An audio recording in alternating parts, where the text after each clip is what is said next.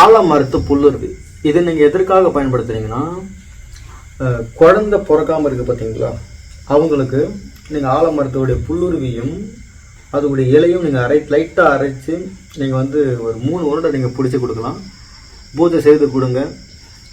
லக்ஷ்மி பூஜை லக்ஷ்மி விஷ்ணு இருவரும் பூஜை செய்து நீங்கள் கொடுங்க. கண்டிப்பாக ஆண் குழந்தை பிறக்கும். பிறகு நீங்கள் சரிங்கன்னா இந்த ஆலமரத்துக்கு காப்பு கட்டி சாப்பிட்டு வச்சு பண்ணி 3 நாள் கழிச்சு நீங்கள் எடுக்கணும்.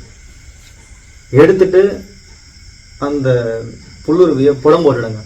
புடம் போட்ட புல்லுருவியை எடுத்து நல்லா மை போல் அரைச்சிடுங்க.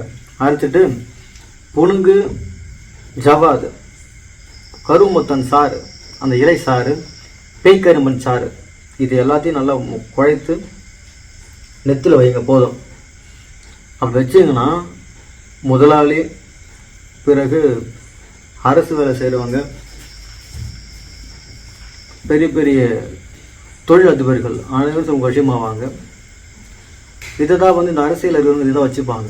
சரிங்களா? ஏன்னா எப்படி ஆலமரம் விருதுகள் அதிகமாக இருக்கிறதோ அதுபோல் நம்ம கண்ட அனைவரும் சரி, எந்த ஒரு மூலையில் எதிரி இருந்தாலும் வசியமாவாங்க. இதுதான் ஒரு கான்செப்டே. அதனால் ஆலமரத்துடைய புல்லுருவி எடுத்து நீங்கள் மை செய்து பயன்படுத்துங்க. சப்போஸ் உங்களுக்கு வேணும்னா என்கிட்ட கேளுங்க.